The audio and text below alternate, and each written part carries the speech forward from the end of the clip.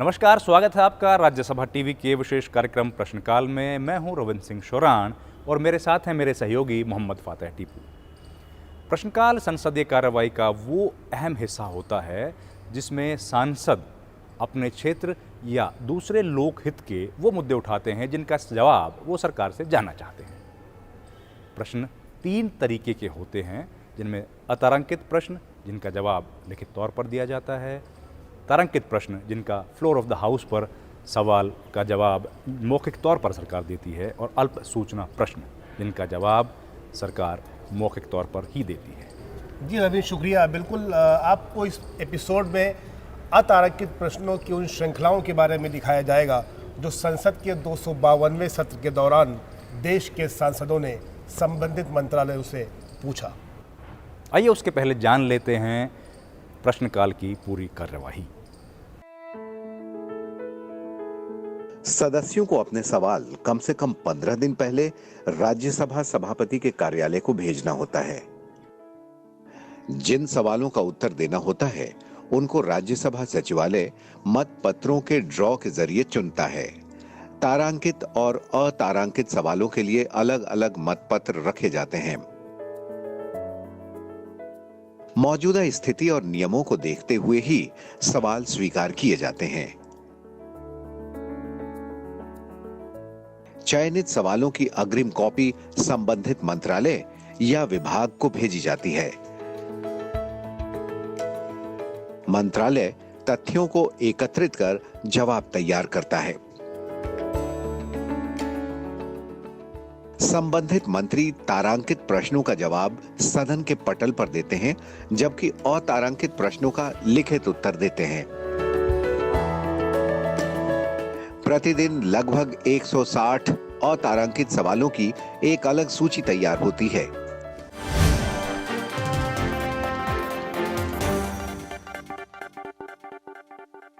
तो आपने देखा कि प्रश्नकाल की प्रक्रिया संसद में दरअसल होती कैसे है। तो शुरुआत करते हैं पहले सवाल से। कांग्रेस सांसद अंबिका सोनी ने जानना चाहा है कि क्या सरकार सर्जनों की राष्ट्रीय रजिस्ट्री बनाने पर कोई विचार कर रही है या भविष्य में इस तरह की कोई योजना सरकार ज़मीन पर ला सकती है। जी बिल्कुल टीपू, और इस सवाल का जवाब सरकार की तरफ से केंद्रीय स्वास्थ्य राज्य मंत्री अश्विनी कुमार चौबे ने दिया है।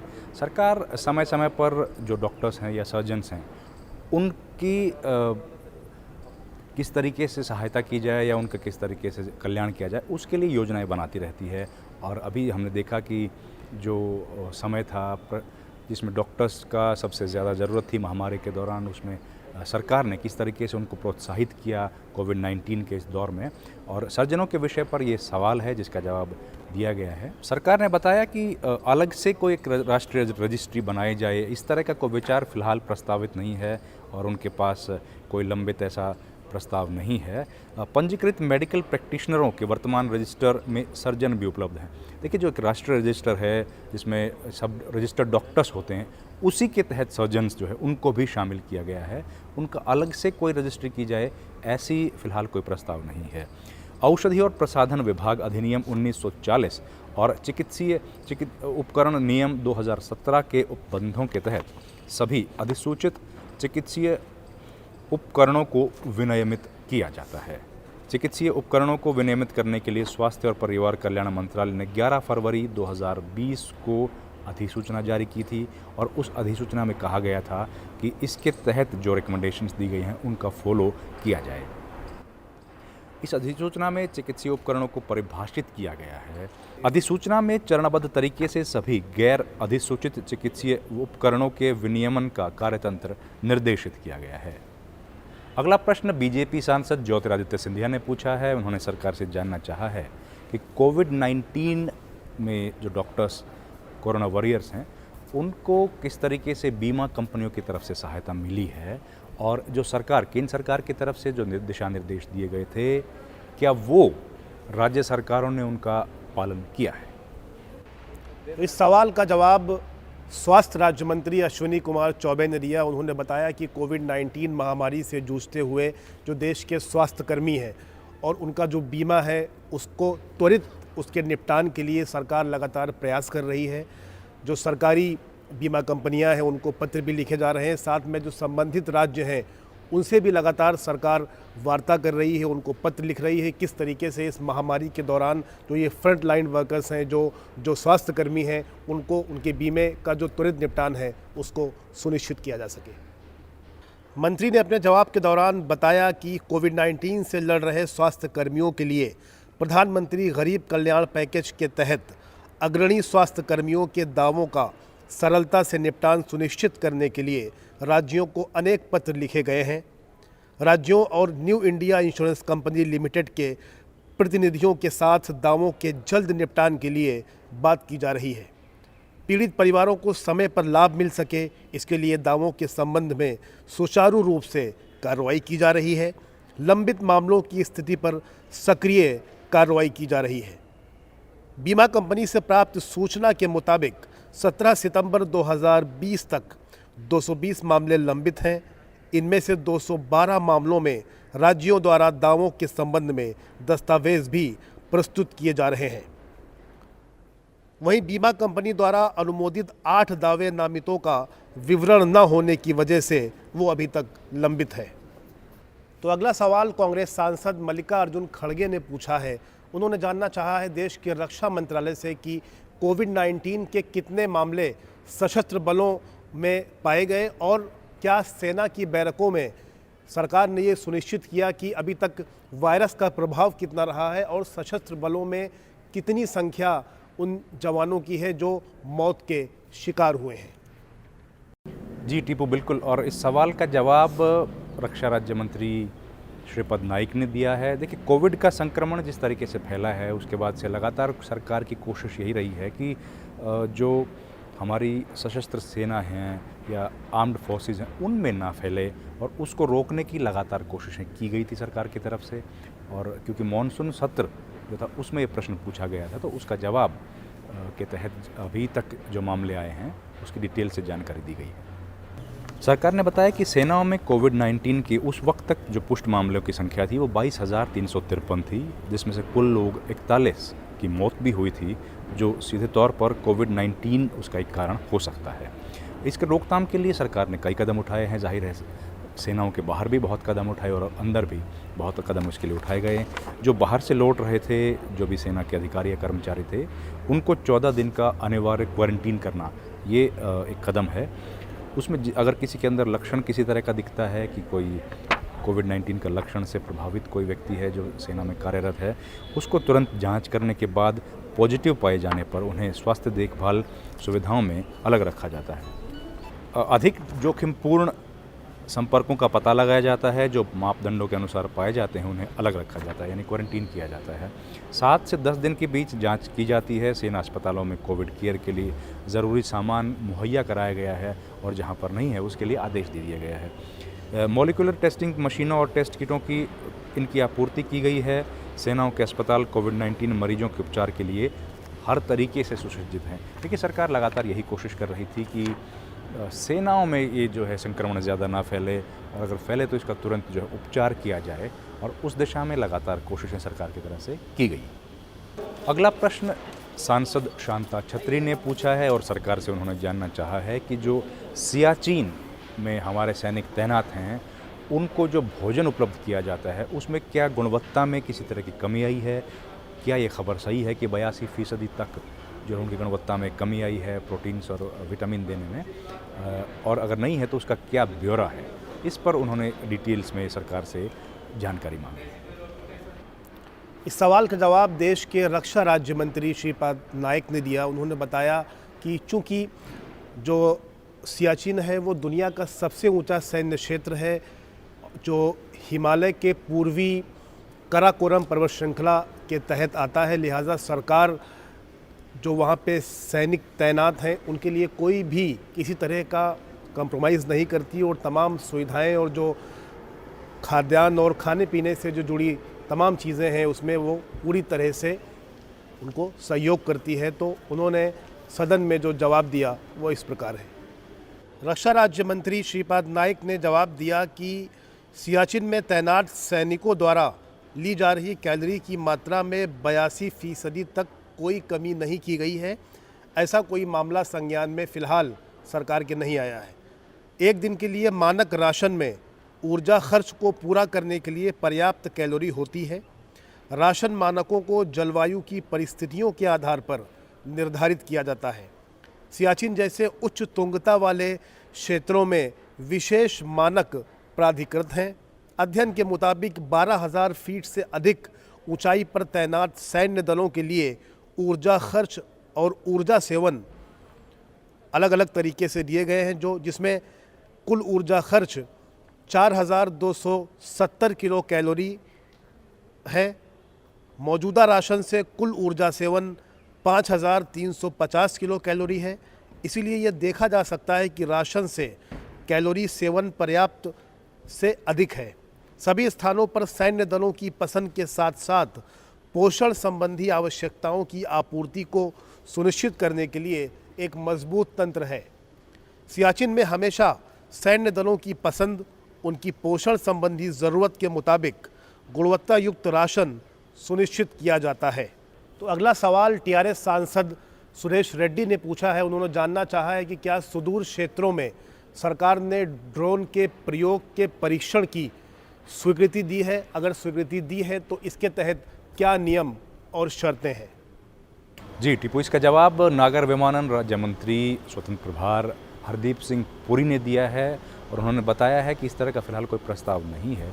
असल में ड्रोन्स जो हैं वो टेक्नोलॉजी, जो टेक्निक आई है उसका एक नया रूप है और ड्रोन के माध्यम से लगातार कोशिशें की जा रही है कि सेना की कार्रवाई से लेकर और सिविल जो ज़रूरतों के सामान को कहीं दूर पहुंचाने से लेकर के और सर्वेलेंस से लेकर सुरक्षा की दृष्टि से भी ड्रोन का काफ़ी उपयोग माना जा रहा है। लेकिन उसके लिए कहा गया था कि एक नीति बनाई जाए और उसके बाद सरकार उस नीति बनाई है, उस पर विचार किया गया है सरकार की तरफ से और उसके बाद ही जो है ड्रोन्स को आज़ादी दी जाएगी अपना काम करने के, ड्रोन्स को चलाने के लिए।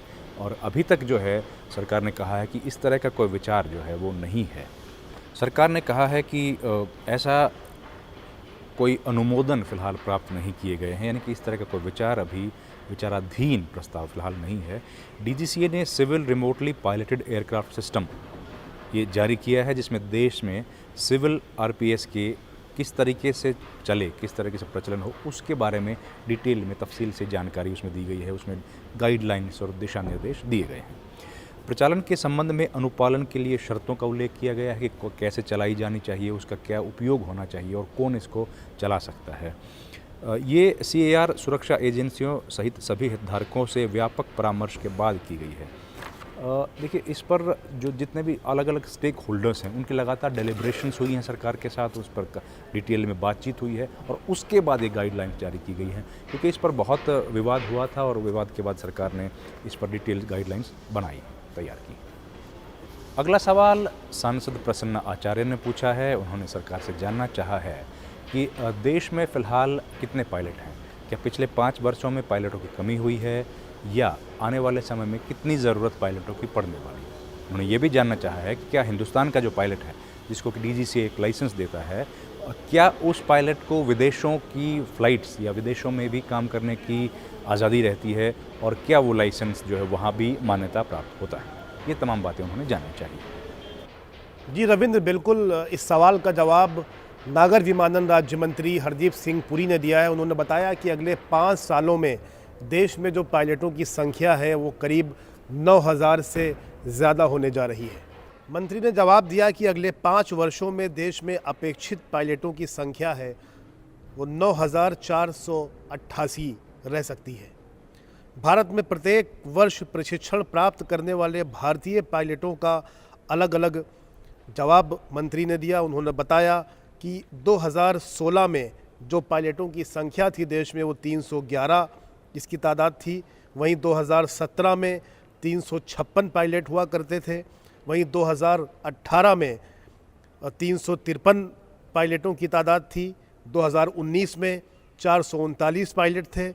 2020 यानी 31 जुलाई जो 2020 तक का आंकड़ा उपलब्ध है, उसके तहत 167 पायलट देश में थे। वर्तमान में एक साल में नागर विमानन महानिदेशालय यानी डीजीसीए ने 700 से लेकर 800 वाणिज्यिक पायलट लाइसेंस जारी किए।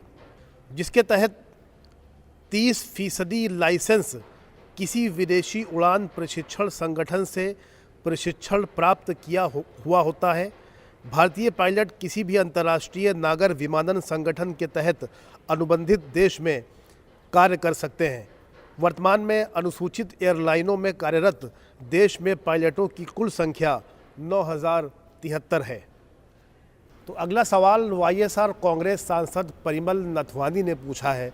उन्होंने जानना चाहा है कि क्या सरकार ने पिछले 3 वर्षों में पड़ोसी देश के जो अल्पसंख्यक नागरिक हैं उनको देश की नागरिकता दी, वहीं जो विदेशी नागरिक हैं उनकी भी नागरिकता का स्टेटस क्या है और उसका ब्यौरा क्या है। जी बिल्कुल, और इस सवाल का जवाब केंद्रीय गृह राज्य मंत्री नित्यानंद राय ने दिया है। और भारत सरकार लगातार कह रही है कि जो आसपास के जो मुल्क हैं उनमें अल्पसंख्यक समुदाय जिनका वहाँ पर उत्पीड़न होता है, उन लोगों को किस तरीके से भारत में शरण दी जाए, उनको नागरिकता दी जाए, उसके लिए कोशिश की है। और अभी पीछे हमने देखा था कि किस तरीके से पाकिस्तान, बांग्लादेश और अफ़गानिस्तान से जो अल्पसंख्यक आए थे उन लोगों को नागरिकता देने के लिए सरकार ने बिल जो है वो पेश किया था और वो पारित भी करवाया था। सरकार ने अपने जवाब में बताया कि नागरिकता अधिनियम 1955 के तहत भारतीय नागरिकता प्रदान किए गए व्यक्तियों के रिकॉर्ड नियमों के अनुसार रखे जाते हैं। उसके तहत नियम बताए गए हैं कि कैसे जो रिकॉर्ड है वो रखा जाना चाहिए।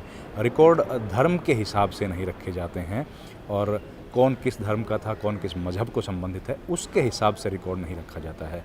साल 2017 से विदेशी राष्ट्रिकों को जो नागरिकता दी गई है उनकी संख्या जो है वो ज़रूर होती है, लेकिन कौन किस धर्म का है, किस जाति का है, उसकी जानकारी नहीं रहती है।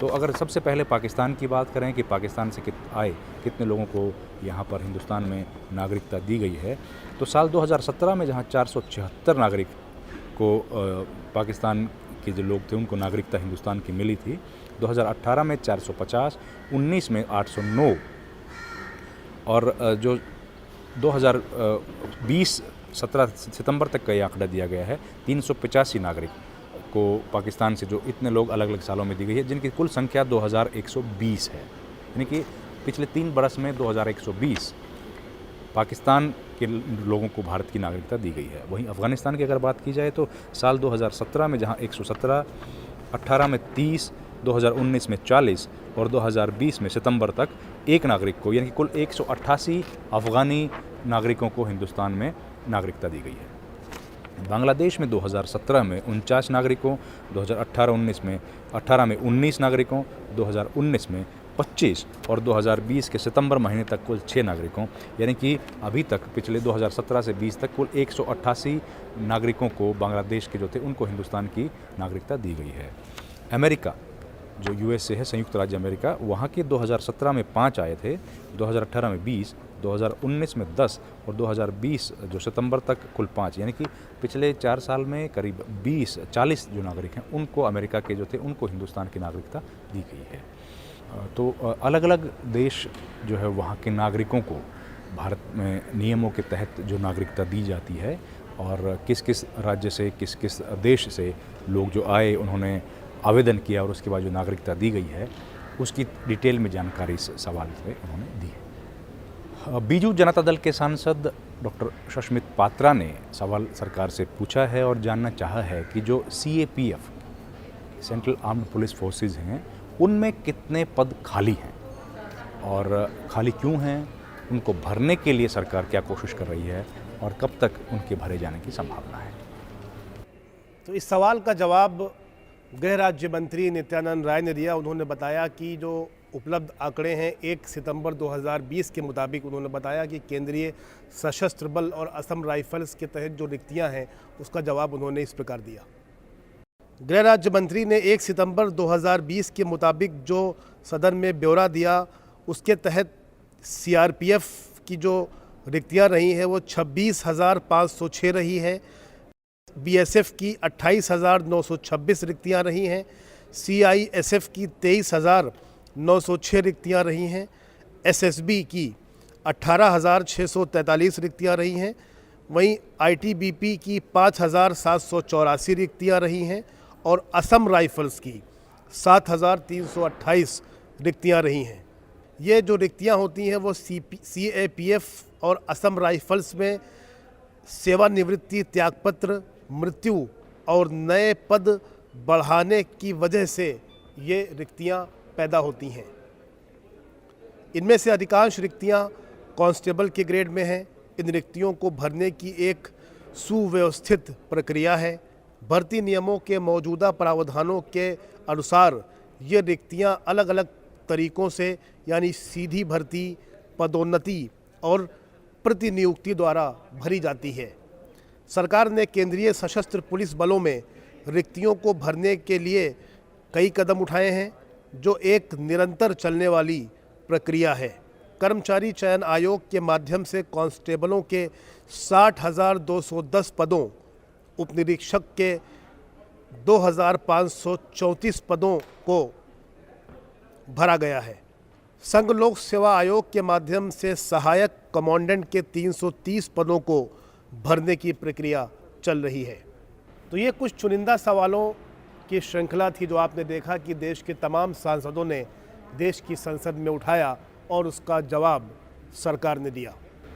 इस कार्यक्रम में फ़िलहाल इतना ही। मुझे मेरे सहयोगी मोहम्मद फातेह टीपू और कैमरा सहयोगी मनोज कुमार और सुनील पासवान के साथ फ़िलहाल दीजिए इजाज़त और आप देखते रहिए राज्यसभा टीवी।